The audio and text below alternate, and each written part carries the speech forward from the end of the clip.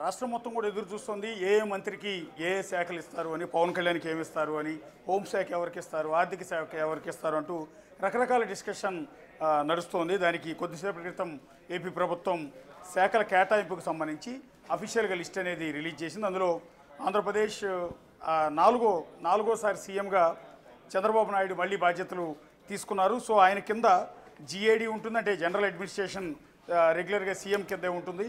Law and order కూడా సీఎంకు ఉండే ఆనవాయితీ 2004 రాజశేఖర రెడ్డి సీఎం అయిన దగ్గర నుంచి ఉంది.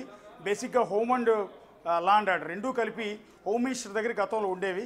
కానీ ఆ తర్వాత అంటే 2004 తర్వాత రాజశేఖర రెడ్డి దాన్ని డివిజన్ చేసి హోమ్ మినిస్టర్ని ఒకరికి, లా అండ్ ఆర్డర్ని మాత్రం ఆనవాయితీగా సీఎం దగ్గరే పెట్టుకుంటారు. సో హోంశాఖకు మాత్రమే సపరేట్ మంత్రిని పెడతారు. అందులో భాగంగా ఇక్కడ చంద్రబాబు నాయుడికి జిఏడితో పాటు లా అండ్ ఆర్డర్ తీసుకున్నారు.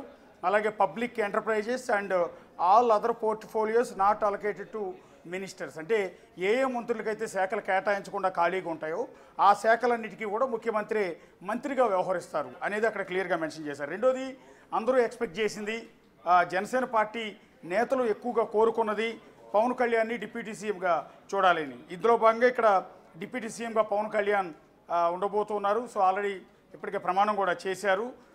గతంలో అంటే జగన్ సర్కార్లో 5 డిప్యూటీ సీఎంలు ఉన్నారు.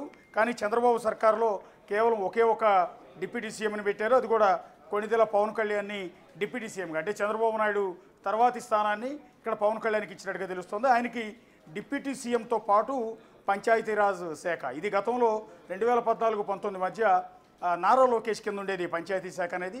అట్లాగే rural development and rural water supply, గ్రామీణాభివృద్ధి, గ్రామీణ నీటిపారుదల, ఈ 2 శాఖలు కూడా ఆయనకే ఇచ్చారు. అట్లాగే environment, forest, science and technology, చాలా కీలకమైన శాఖలన్నింటినీ కూడా పవన్ కళ్యాణ్కి అంటే డిప్యూటీ సీఎంకి కేటాయించడం జరిగింది. ఇందులో కీలకమైంది పంచాయతీ రాజ్. రాష్ట్రం మొత్తం గ్రామీణ ప్రాంతాల మొత్తానికి సంబంధించి ఆయన చేతుల్లోనే ఉండబోతున్నాయి. ఆయా గ్రామాల అభివృద్ధి మొత్తం కూడా పవన్ కళ్యాణ్ చేతిలో ఉండబోతుంది. రూరల్ డెవలప్మెంట్ కూడా ఆయన కిందే ఉంది, రూరల్ వాటర్ సప్లై ఆయన కింద ఉంది, ఎన్విరాన్మెంటల్ అంటే పర్యావరణానికి సంబంధించిన ఆ శాఖను కూడా పవన్ కళ్యాణ్కి ఇచ్చారు. అట్లాగే ఫారెస్ట్ మినిస్ట్రీ అంటే సపరేట్ మంత్రి ఉండేవారు. ఇంతకుముందు కూడా జగన్ సర్కార్లో పెద్దిరెడ్డి రామచంద్రారెడ్డి అటవీ శాఖ మంత్రిగా విధులు నిర్వహించారు. అంతకుముందు కిరణ్ కుమార్ రెడ్డి ఉన్నప్పుడు కూడా ఆయన అటవీ శాఖ మంత్రిగానే బాధ్యతలు చేపట్టే పరిస్థితి ఉంటుంది. సో ఫారెస్ట్కి ఆనవాయితీగా అది ఏ ప్రభుత్వంలో అయినా, ఇటు తెలంగాణ ప్రభుత్వం అయినా ఆంధ్రాలో అయినా ఫారెస్ట్కి సపరేట్ మంత్రి ఉంటారు. కానీ అలా కాదని ఇప్పుడు పంచాయతీరాజ్, రూరల్ డెవలప్మెంట్తో పాటు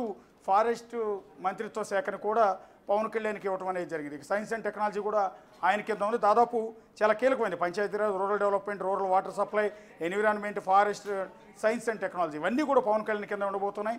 ఇక Nara Lokesh human resources development and IT, electronics, communications, RTG ఇవన్నీ కూడా తీసుకున్నారు. గతంలో నారా లోకేష్ కింద అంటే 2014-2019 మధ్య ఎమ్మెల్సీగా బాధ్యతలు చేపట్టి ఆ తర్వాత ఆయన పంచాయతీరాజ్ శాఖ మంత్రిగాను అండ్ ఐటీ శాఖ మంత్రిగా 2 బాధ్యతలు కూడా నిర్వహించారు. కానీ ఇప్పుడు పంచాయతీరాజ్ని పవన్ కళ్యాణ్కి ఇచ్చి ఐటీ శాఖని అండ్ హ్యూమన్ రిసోర్సెస్ డెవలప్మెంట్ని రెండింటిని కూడా నారా లోకేష్ తన దగ్గర ఉన్నారు. ఎందుకంటే గతంలో కూడా ఐటీ శాఖ మంత్రిగా ఆంధ్రప్రదేశ్కి అనేక ఐటీ కంపెనీలు తీసుకొచ్చిన పరిస్థితి ఉంది కాబట్టి, ఐటీ మీద పట్టు ఉంది కాబట్టి, సో అదే నారా లోకేష్కి మరొకసారి ఐటీ శాఖ మంత్రిగానే బాధ్యతలు ఇవ్వడం అనేది జరిగింది. ఇక కింజరాపు అచ్చెన్నాయుడు అగ్రికల్చర్, వ్యవసాయం అత్యంత కీలకమైన పోస్టు. రైతులకు సంబంధించిన ప్రతి అంశం ఆయన దగ్గరే ఉంటుంది.